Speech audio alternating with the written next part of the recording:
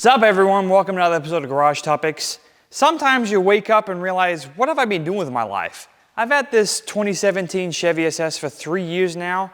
I don't know what has happened with me, but I only made one video of it when I first bought it. I know I've got subscribers out there that love these cars, and so I figured it's worth making an update about it, so that's what we got today. Also, we're gonna take it for a rip and see how good it is after 3 years and see if the spark's still there, you know, kind of like a relationship. If you're new to the channel, thanks a lot for watching. I'm gonna actually make more videos about this car in the future, so if you wanna subscribe, there'll be tons more content about this SS coming out in the future. Also, I've got a ton of garage content and cool cars in this garage I'm blessed to have. Think about sticking around, and if you've been here before and you're an OG, keep it real. Thanks for coming back, Club Dirty Fresh. All right, got that out of my system. Some of you, this is the first time watching, I've got some weird accent. So I was born and raised in Australia. I spent most of my life in the United States now, and now I live in Kentucky, so it's a Australian, Kentucky hodgepodge coming out of my mouth. That's kind of why I have a love obsession with these Holden, Commodores, Chevy SS's. Always wanted one of these as a kid. Here we are, I'm a grown-ass man with kids.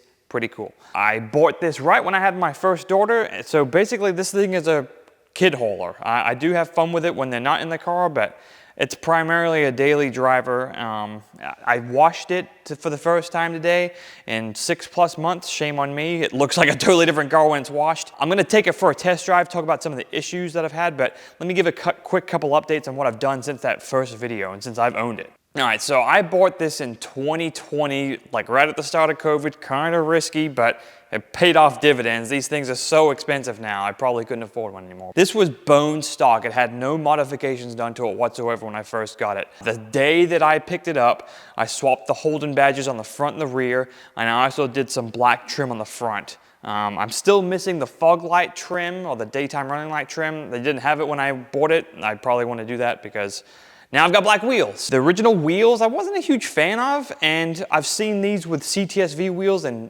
basically love them. What I have is a set of Gen 2 CTSV coupe wheels. The difference of a coupe and a sedan wagon is that the rears are ½ an inch wider and have a little bit more aggressive offset. I've had these on here for over a year now. I think I'm actually gonna switch to sedan wheels because I have no suspension drop on this at all right now, and I want to lower it, and I don't want to mess with rolling the fenders because of other issues. I think I'm going to crack the paint, so I don't want to do that. We'll lower it, get different Gen 2 CTSV wheels from a sedan or a wagon for the back at least, and that way it'll sit a little bit nicer and look a little bit more Club Dirty Fresh and flush. So exterior-wise, nothing else has been changed. Let me show you the interior. That's kind of where the changes have happened. I really didn't like any of the chrome that was in here. So the radio surround, the shifter surround, and the bottom of the steering wheel was all chrome on these. And so OEM Holden GM had black replacements. So I went ahead and bought those a couple years ago. I'm so glad I did because you can't find those anymore. So they're worth a pretty penny.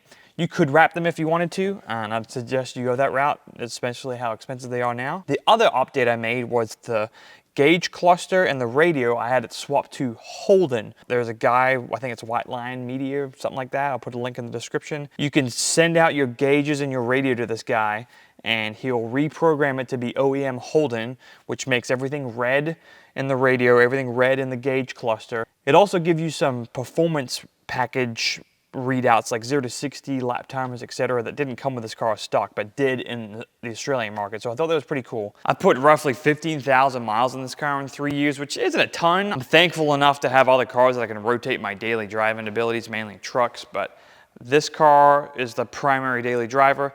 The issues that I've had currently right now is the big one. It has a check engine light, what I believe is a mass airflow sensor. I'll get to it more later, but that's gonna be a $50, $60 fix, and then we'll be good to go. It does run and drive just fine right now as it is, but needs to be changed so we get rid of that check engine light. Other than that, it's been solid, hasn't left me stranded anywhere, gets me to and from daycare in style. It's worth noting that I've made 0 modifications to this drivetrain, exhaust, anything. It's bone stock, and I think I wanna change that. Let's take it for a drive because it's been a while, it's been a long time, and so I'll talk more about the experiences in the past 3 years, what I like, dislike about the car, and giving it the beans.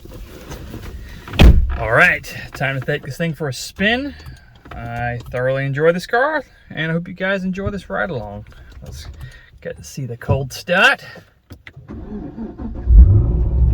Oh yeah.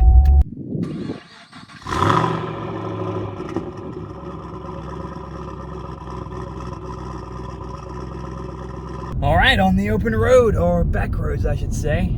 I can't believe I haven't done a video of me driving this car in 3 years. I've mentioned that this is my daily for the most part, a primary daily. I'm fortunate enough to be able to split time between a couple cars, but this is the car that gets the most amount of miles, and I don't honestly drive a ton compared to most people. I average 12-ish thousand a year total, so this car has had about 5,000 to 6,000 miles a year, and I've had it for 3 years now. The original test video had 18,000 miles on it. That was in 2020. I bought this right at the start of COVID, and so now it is April, so it's almost been 3 years, and it has 33,000 miles on it. I do have one issue right now with the check engine light, unfortunately. Nothing major. The car randomly threw it, and then, I don't know, like a minute or two later, the car started running rough. These have mass airflow sensors, and it's throwing a mass airflow sensor and a lean sensor, which I think is all because of the mass airflow sensor. So I've got that on order. It is like 55 bucks of Rock Auto, so that should solve all of my issues. All right, a couple of twisties out here. Man, I love these back roads. And right now I do have the valves open. It's a completely stock engine, transmission, suspension, extra, etc., but the valves are open, so I have it in sport mode. And you can kind of hear the induction noise because of that like boom tube that basically is connected to the intake. Basically pumps sound into the car from the intake and the intake opening. I don't think I really like it, but if I ever supercharge this and if I can retain that 100%, I'll love it, because then I'll be able to hear the whining of the supercharger, which they don't want you to really hear that, but I love hearing that. Let me know down below if you like hearing supercharger whine, because I'd like to have some more of that in my life. Currently I don't have any supercharger whine. I do have 6.2 liters of America under the hood, but need a little bit more freedom, if we're being honest with you. I think these manual transmissions, bone stock, put out like 370 wheel horsepower, 360, which not terrible, don't get me wrong, but apparently just giving these a tune with a exhaust and an intake wakes them up like 30-40 horsepower. So I've toyed around with doing that. I think I'm just trying to decide if I'm going to do cam or headers or supercharger or all three. It's still TBD. It is a hot one today. I got cooled seats. Thing is freaking nice. I think they're not actually cool. I think they're just a fan, so you gotta have your AC on to feel some kind of cooling down in the tingly area, if you know what I'm saying, but it does a good job. Pretty impressed with it. Yeah, this car is like, it's obviously luxury, right? But it's like, it still is a little bit raw, which I enjoy. I don't know what it is. It's just maybe because I've had it so long. Like, let me see if I can floor it.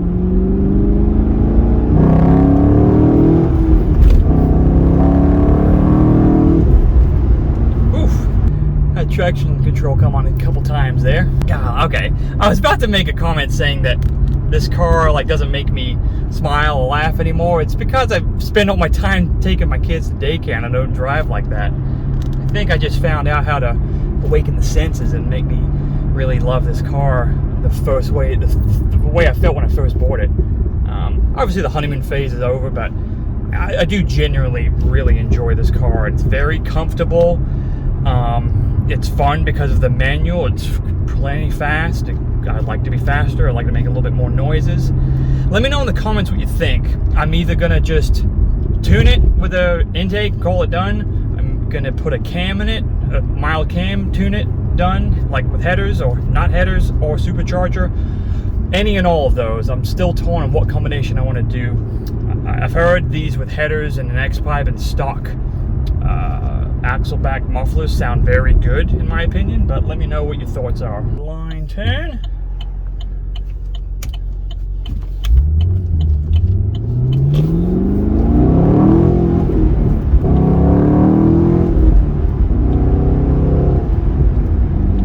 Yeah, this thing is a lot of fun. It just, I don't know, because of it being so heavy and so compliant, it masks the speed, but Man, this thing is fun. Probably shouldn't be flooring it with the check engine light on, you know, but I think it's running in speed density tune because of that, because when the second the check engine light clicks on, the thing drives incredible like it should, but mass airflow sensors on the way. I've heard that these things actually run very lean with the stock tune, which is surprising. Normally with stock tunes it's opposite, but I'll let me know if that's true or false. But yep, we're gonna turn up here, head on back to the old homestead in the garage, and get my final thoughts. All right, I hope you guys enjoyed that test drive. I really kind of woke me up and realized how much I enjoy this car. I think just washing it just makes you feel so much better about a car. This Slipstream Blue looks incredible when it's clean, so I'm gonna do a better job of keeping it clean, and I've got another video coming out about how I'm gonna do that with this garage. It's gonna make life 1,000 times easier to clean. That's all I got. I really appreciate you guys watching and riding along. If you guys got any questions, leave them in the comments or send me a DM on Facebook or Instagram. If you haven't subscribed yet, what are you doing? Give me a subscribe so we can make more videos about this and of this garage. I really appreciate it. That's all I got. Catch you guys later. Peace out.